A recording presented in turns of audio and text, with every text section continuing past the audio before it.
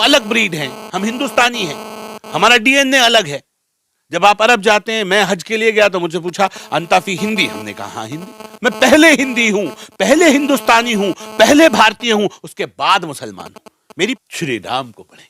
मैं कह रहा सबको पढ़ाएंगे ना, एक खूबसूरत इंसान बनाएंगे जिसके अंदर सारी पॉजिटिव वाइब्स होंगी। मुफ्ती साहब, अगर रामायण पढ़ाई जाए तो ही क्या दिक्कत है? मैं कह तो रहा हूं, और कुरान पढ़ाई जाए तो क्या दिक्कत है? वो भी कोई दिक्कत नहीं है। कुछ हिंदू हजरात कुरान पढ़ते भी हैं। फिर मेरी राय यह है, आप इसे पूरे उत्तराखंड नहीं बल्कि पूरे हिंदुस्तान को पहुंचा दीजिए, अरबिक और रामायण को दोनों को लाजिम करार दे दो कि लोग हर स्कूल में रामायण पढ़ेंगे। हम अपने मदरसों में, सबसे पहले मैं अपने मदरसे में पढ़वाने के लिए तैयार हूं रामायण। जब संस्कृत आम हो जाएगी, हम मिलकर एक बहुत सुंदर भारत बनाएंगे जिसमें नफरत के लिए कोई जगह नहीं होगी। हम उत्तराखंड में एक थोड़ा सा भय का माहौल बना हुआ है। जब से आपकी वो पोस्ट देखी गई है, 117 मदरसों में जो है रामायण पढ़ाई जाएगी, तो तमाम मुसलमानों से क्या अपील करना चाहते हैं? चलो, मैं इतना कह रहा हूं कि हम किसी के मजहब को बिना तकलीफ पहुंचाए बगैर, मैं मुसलमान खुद हूं तो मैं क्यों चाहूंगा कि इस आपके ईमान पे कोई दाग आए और मैं पूरी जिंदगी जहन्नुम में जलूं। मेरे शम्स ने क्या गलत कहा? शादाम शम्स ने यह कहा कि रामायण एक मजहबी ग्रंथ है, जैसे कुरान एक मजहबी ग्रंथ है, गुरु ग्रंथ साहिब एक ग्रंथ है, बाइबल एक ग्रंथ है, इंजील एक ग्रंथ है, उसमें उनका दीन लिखा हुआ है, उनकी मजहबी चीजें लिखी हुई हैं, उनको फॉलो करने के लिए उसको आदेश देता है मजहब। हमें तो आदेश नहीं दे सकता। लकुम दीनुकुम वलिय दीन, हमें हमारा मजहब मुबारक, तुम्हें तुम्हारा मजहब मुबारक। श्री राम हमारी सभ्यता का हिस्सा है। श्री राम हिंदुस्तान की जो कल्चर है, ये समझ लीजिए उसके कण कण में श्री राम समाये हुए हैं। आप एक मुस्लिम हैं, आप बता दीजिए, अरब के मुसलमानों को देख लीजिए, उनके घर में बहू आती है कि कभी बहू सास की और ससुर की सेवा करते हुए सुना आपने? इस्लाम में वहां जो बहू आपके घर में आती है उसका जिम्मेदारी नहीं है कि वो अपने देवरों की, अपने परिवार के बाकी बच्चों की वो खिदमत करे। वो कहती है मेरा मामला, मेरी पत्नी का मामला मुझ तक है। वहां का कल्चर है। लेकिन हिंदुस्तान की बेटी क्या करती है? वो आपकी बीवी बन के आएगी, लेकिन वो आपकी माँ को माँ समझेगी, आपके पिता को पिता समझेगी, छोटे देवरों को अपना भाई समझेगी, छोटी बहनों को अपनी बहन समझेगी और पूरे परिवार को लेकर चलेगी। ये मेरी संस्कृति है। दुनिया में इससे खूबसूरत संस्कृति अगर मुसलमान दिखा दें, आप जो कहेंगे मैं हार जाऊं। मुझे सबको अपनी अपनी संस्कृति पर अभिमान है, शादाब शम्स को क्यों ना हो।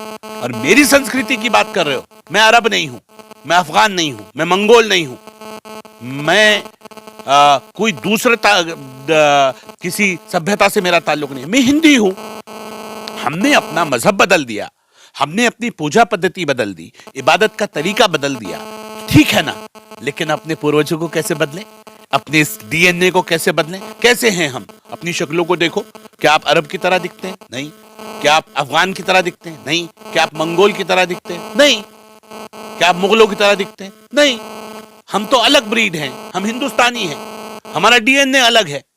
जब आप अरब जाते हैं, मैं हज के लिए गया तो मुझे पूछा अंताफी हिंदी, हमने कहा हाँ हिंदी। मैं पहले हिंदी हूं, पहले हिंदुस्तानी हूं, पहले भारतीय हूं, उसके बाद मुसलमान हूं। मेरी पहचान है ये, दुनिया ने मेरी पहचान यही दी है, मुझे कुदरत से यही पहचान मिली है, तो मैं इस पहचान को क्यों छुपाऊं? इस पहचान के क्या, अगर किसी को इस पहचान से शर्म है तो उसे हिंदुस्तान को छोड़ के कहीं दूसरी जगह चला जाना चाहिए। वो अपने नाम के आगे चले जाओ ना अरब, लिखो जरा अपने नाम के आगे अरबी, देखता हूं रेजिडेंसी मिलती है कि नहीं मिलती है। कितने बड़े मुसलमान बन जाओ, अरब के लोग आपको अपनी रेजिडेंसी नहीं देंगे। आपका जो डीएनए है, आपका जो कल्चर है, आपका कल्चर आपके अंदर रचा बसा हुआ है। आप सब कुछ बदल सकते हैं, अपने बड़ों को, अपने पूर्वजों को, अपने पुरखों को नहीं बदल सकते। इसलिए मैंने कहा हमारे पूर्वज श्री राम हैं, ठीक, हमारे आइडल हैं और हमें उनके ऊपर गर्व है। गर्व क्यों ना हो? मुसलमानों का कहना यह है कि हमारे आइडियल हुजूर सल्लल्लाहु अलैहि वसल्लम, तो उसको कैसे आप? मैंने कहा मेरे भी हैं, मैंने कहा मेरे आइडल भी तो मेरे नबी हैं, तभी तो मैं मुसलमान हूं। मेरे आइडल मेरे सहाबा हैं, मेरे आइडल मेरे वली अल्लाह हैं। लेकिन मैं क्योंकि हिंदुस्तानी हूं, ऐसा किरदार, क्या ये किरदार आइडल वाला किरदार नहीं है? क्या आप अपने बेटे को औरंगजेब बनाना चाहते हैं जो आपको सलाखों के पीछे डाल दे? या आप ऐसा चाहते हैं कि आपके एक कौल के लिए आपका बेटा सब कुछ छोड़ दे? ये पढ़ा हुआ, मेरे पापा ने कह दिया तो ये पढ़ा हुआ, चाहेंगे कि नहीं चाहेंगे? तो क्या ये आइडल हमारे आइडल नहीं है? ये जो छोटी सोच वाले लोग बैठे हैं, इनकी सोच बदलना है। मैं इसलिए बार बार कह रहा हूं कि हमें एक खूबसूरत भारत बनाना है जिसमें लड़ने के लिए जगह ना हो, जिसमें नफरतों के लिए जगह ना हो। न लड़ेंगे, न लड़ाएंगे, न डरेंगे, न डराएंगे। मोदी जी का श्रेष्ठ भारत बनाएंगे। और युवा मुख्यमंत्री पुष्कर सिंह धामी के नेतृत्व में हमने तय किया है जिस तरह से युवा मुख्यमंत्री का संरक्षण मिल रहा है, हम लोगों को सपोर्ट मिल रहा है, हमने तय किया कि हम अपने मॉडर्न मदरसे बनाएंगे जो डॉक्टर एपीजे अब्दुल कलाम साहब के नाम पे होंगे। क्या मेरे गरीब बच्चों को, यतीम बच्चों को, मिस्कीन बच्चों को हक नहीं है कि वो इंग्लिश मीडियम का पैटर्न पढ़े? क्या वो कोट पैंट पहन के बेहतरीन अंदाज में वो भी मॉडर्न मदरसे में जाएं, वो भी सब कुछ पढ़ें, वो बाबा नानक देव को पढ़ें, वो भगवान महावीर को पढ़ें, वो श्री कृष्ण को पढ़ें, सबको पढ़ें ना, श्री राम को पढ़ें। मैं कह रहा सबको पढ़ाएंगे ना, एक खूबसूरत इंसान बनाएंगे जिसके अंदर सारी पॉजिटिव वाइब्स होंगी। मैं दावा कर रहा हूं इस बात का। बदकिस्मती है हमारी कि हमने अपनों को अपना समझा नहीं। हम जिन लोगों के भड़कावे में, जिन लोगों के चढ़ाए में आके हम बयान देते हैं, वो हमसे राजनीति कर रहे हैं। हमें समझ में नहीं आ रहा कि एक हिंदू होके वो श्री राम के पढ़ाने का विरोध कर रहे हैं तो क्यों कर रहे होंगे? वो चाहते नहीं है कि मुसलमान पढ़ जाए, ये मुख्य धारा से जुड़ जाए। वो चाहते हैं, वोट बैंक बना रहे हैं। आपको लगता है मुसलमान को मुख्य धारा से, राष्ट्रवाद से जुड़ना चाहिए? बिल्कुल जुड़ना चाहिए। और क्यों ना जुड़े? क्या वो देश का मुसलमान नहीं है? हम जिस देश का खाते हैं, जिस देश का नमक खाते हैं, हुब्बुल वतनी निफ्सुल ईमान, वतन से मोहब्बत एक ईमान का बहुत बड़ा हिस्सा है। और हम कह रहे हैं हम वतन से क्या कहते हैं? वतन को लोगों को मैंने सुना उन्हें भारत माता की जय कहने में तकलीफ होती है, जबकि हमने अपने बुजुर्गों से सुना मादरे वतन हिंदुस्तान जिंदाबाद, इसके नारे लगते थे आजादी से पहले। माँ वतन हिंदुस्तान जिंदाबाद। तो माँ वतन को माँ कह दियो, जिंदाबाद का मतलब जय होती है। तो आप जब आप उर्दू में मादरे वतन हिंदुस्तान जिंदाबाद कह रहे हैं तो हिंदी में कहने में क्या दिक्कत है? भारत माता की जय। अजीब बात है भाई, हिंदुस्तान भारत का दूसरा नाम है। माँ को माता कहते हैं हिंदी में, और जय का मतलब जिंदाबाद होता है। परेशानी क्या है? परेशानी राजनीति है जो इजाजत नहीं देती कि अगर ये जाग गए तो फिर हमारी दुकानें बंद हो जाएंगी, जिन्हें हम मोहब्बत की दुकान कह रहे हैं। असल में मोहब्बत की दुकान नहीं, वो डर और भय की दुकानें हैं। कोई कहता है मुसलमान बाहर ना निकलें 15 तारीख से 22 तारीख तक, नहीं तो मुसलमानों को मारा जाएगा। क्या किसी ने चिड़िया के बच्चे को भी छेड़ा क्या? क्यों? जिसने श्री राम को पढ़ लिया वो किसी के ऊपर अत्याचार नहीं कर सकता, वो अन्याय को बर्दाश्त नहीं कर सकता जो श्री राम को पढ़ेगा। श्री राम न्याय प्रिय राजा थे। मैं ये कह रहा हूं, अगर देश में राम राज्य आ जाए तो किसी को डरने और घबराने की जरूरत नहीं है। सबके साथ इंसाफ हो, किसी के साथ हक तलफी ना हो, किसी को किसी के मजहब मानने से रोका ना जाए। कोई नहीं रोक रहा है, लेकिन बदकिस्मती है कि सियासत है जो मजबूर कर रही है कि वो मोहम्मद का भी विरोध करेंगे, वो श्री राम का भी विरोध करेंगे। विरोध करने वालों को विरोध करने दीजिए। हमें काम करना है, अपने बच्चों के बेहतर मुस्तकबिल की चिंता करनी है। हम काम करेंगे। वो दिन दूर नहीं है कि देवभूमि उत्तराखंड से जो माननीय प्रधानमंत्री नरेंद्र मोदी जी ने सपना देखा था, मुस्लिम बच्चों के एक हाथ में कुरान और एक हाथ में लैपटॉप होगा, और इस लैपटॉप के अंदर श्री राम भी होंगे, मोहम्मद साहब भी होंगे, हमारे सहाबा भी होंगे, सारे नबी भी होंगे।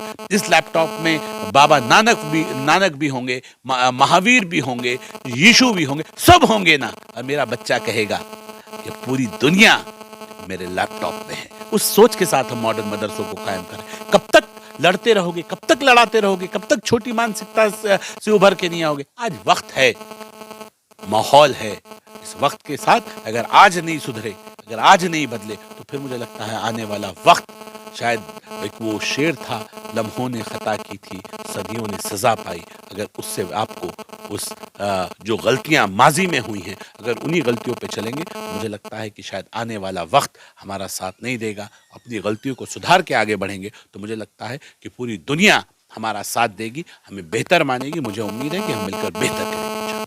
आखिरी सवाल, कुछ जो है जिम्मेदार लोग और कुछ स्कॉलर जो है इस चीज़ को सही मान रहे हैं, समर्थन कर रहे हैं, उनको संबोधित करके आप हमारे चैनल के माध्यम से उन लोगों से क्या कहें? मैं बहुत शुक्रिया अदा करता हूँ उन तमाम लोगों का, तमाम उलेमाओं का, तमाम मुस्लिम इंटेलेक्चुअल्स का, जो ये कहते हैं कि भाई हमने भी पढ़ी है महाभारत रामायण, हमने भी देखी है, हमारे बड़ों ने भी पढ़ा है और किरदार भी अदा किए हैं रामलीला के, उनके ईमान को कुछ नहीं हुआ, हमारे ईमान को कुछ नहीं हुआ। तो ऐसा क्या है कि हमारे बच्चे ईमान से बाहर हो जाएंगे? जो एक सोच बना के डरा रहे हैं फिर मुसलमानों को, जो डर की राजनीति कर रहे हैं, मुझे लगता है जो समझदार तबका है वो इन्हें माकूल जवाब दे रहा है। और मुझे उम्मीद है हम मिलकर एक बहुत सुंदर भारत बनाएंगे जिसमें नफरत के लिए कोई जगह नहीं होगी। हम मोहब्बत में एक थोड़ा सा भय का माहौल बना हुआ है। जब से आपकी पोस्ट देखी गई है 117 मदरसों में जो है रामायण पढ़ाई जाएगी, तो तमाम मुसलमानों से क्या अपील करना चाहते हैं? चलो, मैं इतना कह रहा हूँ कि हम किसी के मजहब को बिना तकलीफ पहुंचाए बगैर। मैं मुसलमान खुद हूं, तो मैं क्यों चाहूंगा कि इस आपके ईमान पे कोई दाग आए और मैं पूरी ज़िंदगी जहन्नुम में जलूं। मेरा बिल्कुल इरादा नहीं है, लेकिन मैं इतना कह रहा हूं कि ईमान आपका मजबूती से खड़ा रहे, लेकिन आप अपने पूर्वजों को सम्मान दें। आप अपनी पूजा पद्धति, अपनी इबादत अपने तरीके से करें, लेकिन कुरान में एक आयत आई, लकुम दीनुकुम वलिय दीन, आपका दीन आपको मुबारक, हमारा दीन हमें मुबारक। दीन में झगड़ा नहीं होता, मोहब्बत होती है। और हम ये कह रहे हैं, मेरे नबी ने तो किसी से भी नफरत करना नहीं सिखाया।